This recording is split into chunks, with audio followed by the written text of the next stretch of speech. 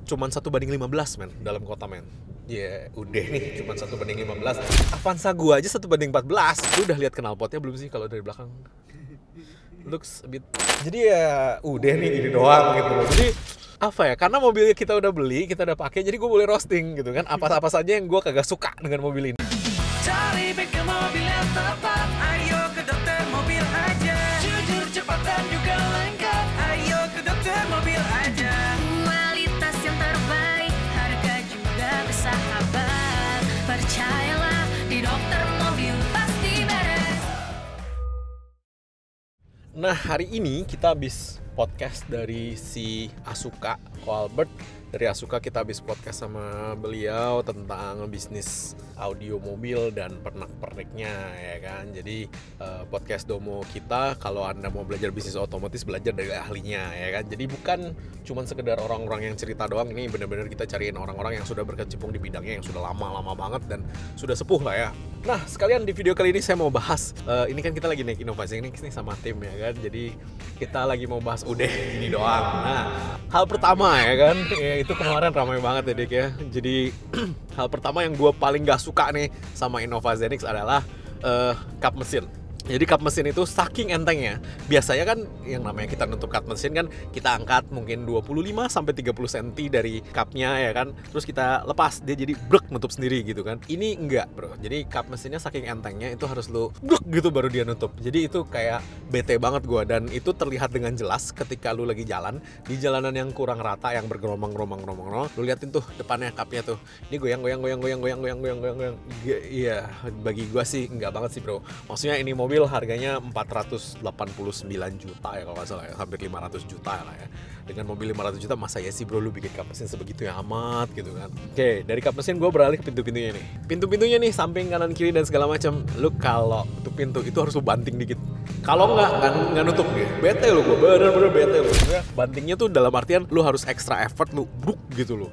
Jadi kan maksud gue, gimana sih lu masa bikin mobil begitu amat. Jadi karetnya sama pintunya, karetnya lebih bagus. Jadi ketika pintunya lu banting, saking entengnya itu pintu, karetnya membalbung gitu kan. Jadi itu bete banget sih itu sih. Jadi ya disitulah ya. Terus kemudian interior door trimnya, lu kalau lihat pegang-pegang nih, gue goyang-goyangin deh, goyang-goyang semua satu-satu. Jadi menurut gue untuk barang dibikinnya ya, body dan interiornya menurut gue udah gini doang gitu kan. Lu dapet harga 500 juta tuh enggak deh. Kalau lu cerita engine oke, ya kan, engine motor generator MG1 MG2 nya dia cukup bertenaga, cukup powerful, itu nggak komplain lah ya. Nah cuman yang gua agak rasakan sendiri nih ya, bukan apa-apa nih ya, dan bukan dari mana-mana, konsumsi BBM-nya bro. Konsumsi BBM-nya itu di dalam kota hanya 1:15. Dalam kota nih maksudnya dalam artian kita bawanya nyantai aja, nggak kita bejek-bejek dan nggak kita hemat-hematin. Maksudnya nggak kita pelanin gimana-gimana, nggak. Jadi cuman 1:15 men, dalam kota men. Ya udah nih, cuma 1:15.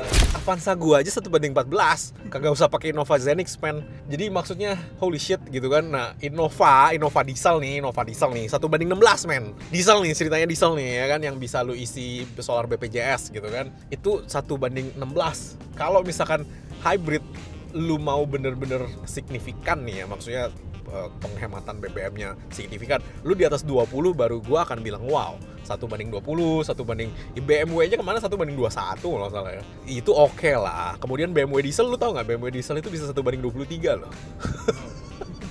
Euro 6 ya, tapi ya Euro 6 ya, which is di Indonesia hanya ada mungkin 1-2 orang-orang yang kepengen buat kepalanya pusing di kemudian hari karena nggak cocok di Indonesia. Tetapi BMW diesel tuh konsumsi BBM-nya tuh tinggi gitu. Jadi entah kenapa untuk Innova ini nggak segitu tinggi. Padahal gue sendiri jujur ngomong, hybrid system untuk mobil itu Toyota paling bagus di dunia hari ini. Jadi hari ini Toyota punya hybrid system paling bagus di dunia, dan menurut gua Innova ini juga sistem baterainya dan pendinginan baterainya sudah lebih diadaptasi daripada yang lain. Problemnya dulu kayak di Prius dan di Camry itu kan baterainya kan di belakang nih, di jok belakang, di senderan belakang, jok belakang gitu loh. Jadi passenger seat di senderannya itu baterainya.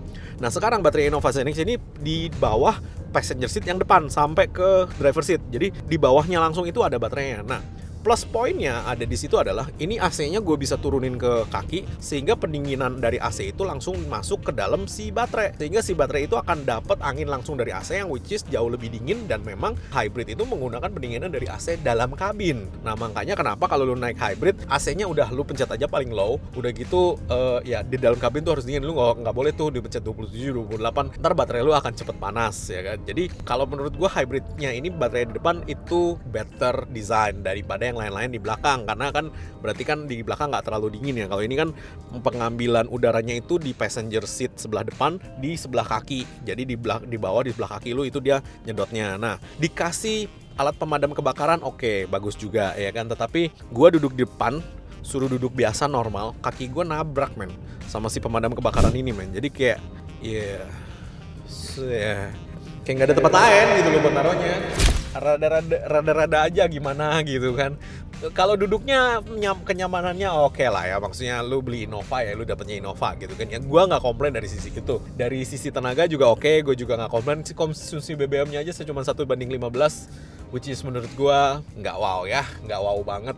Udah gitu untuk kayak feature-feature yang lain biasa lah ya, cuman karena memang mobil listrik lu dikasih colokan banyak, sampai belakang-belakang ada colokannya semua untuk charger itu oke lah. Dan the stupidest thing adalah baris ketiga paling belakang itu kan kalau tempat bagasi itu kan harusnya ada tutupnya ya. Entah kenapa ini nggak dikasih bro, jadi lu harus beli lagi sendiri tutupan bagasinya supaya ketika lu taruh barang itu rata. Kalau enggak, kursi ketiganya bisa lu turunin ke depan 2, tapi belakangnya jeglok. Stupid banget loh sumpah itu. Jadi tutupannya itu harus beli lagi sendiri ya kan. Jadi ya gitu deh. Untuk engine gitu-gitu gue nggak komplain karena Toyota, bikinan Toyota ya. Jadi nggak gimana-gimana, nggak jelek. Untuk steeringnya juga oke, nggak berat. Untuk kaki-kakinya juga oke. Tetapi banyak yang bilang Innova Zenix bannya kekecilan dari bodinya. Kayaknya ya, gue mulai menyadari itu juga. Begitu dia bilang begitu, iya juga ya, bannya kecil banget, bodinya gede banget. Iya itu looks lah ya. Tetapi dari sisi kenyamanan bannya segitu enggak sih, nggak terlalu gimana-gimana sih. Untuk BBM tetap kita isi non subsidi yang Pertamax sehingga kita tahu nih bener-bener sesuai dengan peruntukannya. Dan ya lu udah lihat knalpotnya belum sih kalau dari belakang? Looks a bit aneh menurut gua, kayak mobil box men knalpotnya men, bener deh. Jadi that's beberapa hal yang kita cuma geleng-geleng udah ini doang nih gitu kan. Dan oh iya, ketika lu masuk gigi pertama, which is gigi pertama itu kan digunakan untuk maju dan mundur. Hanya saja ketika mundur dia elliptical gearnya muternya berbeda sehingga itu mobil bisa mundur. Nah itu kan motor generator doang tuh yang nyala tuh. Nah motor generatornya berisik bro. Jadi bunyinya kayak suara pesawat luar angkasa, bunyi ngung gitu. Dan bunyi itu kedengeran. Kalau di depan rumah udah kedengeran atau dari kantor udah tahu nih ini ada Zenix di depan nih gitu. Jadi itu aja sih yang agak aneh sih. Kalau dari AC, sisi AC-nya dingin ya kan. Dari filter AC-nya ada. Terus dikasih filter kabin untuk di baterai, jadi baterainya juga dikasih filter. Terus nih konsol tengah tingginya nanggung kalau menurut gua, panjangnya juga nanggung. Jadi kayak lu pegang, iya kalau lagi nyetir tuh lu nabrak dikit ya kan, mentok dikit. Udah gitu panjangnya juga kayak lu lagi narik tuas juga mentok dikit. Terus kalau lu mau resting juga lu ngerasnya tuh di ujung dikit banget gitu, jadi kepleset-pleset gitu. Jadi ya udah nih ini doang gitu loh. Jadi apa ya, karena mobilnya kita udah beli, kita udah pakai, jadi gue boleh roasting gitu kan. Apa saja yang gue kagak suka dengan mobil ini gitu kan. Dan itu deh. Jadi ini kedepannya kita akan pasangin peredam di bawah jok dan di door trim supaya si pintu lebih keras dikit lah ya. Masa iya pintu gue ketok bunyi kalau kompleng gitu kan, jelek banget. Iya kan sangat kaleng banget. Udah gitu nggak banget deh gitu loh. Limbung sih udah pasti sih. Mobilnya kegedean sih menurut gue, sekelebaran, jadi dia otomatis limbung begitu kan. Jadi ya kita akan pasang Domo buffer dan kita akan cari balance armnya juga buat dia. Udah kita anti karat ini dari kemarin dan udah akan kita coating juga 2 lapis supaya itemnya kinclong. Ya tunggu kita di episode udah gini doang selanjutnya ya, mobil-mobil yang lain juga gitu.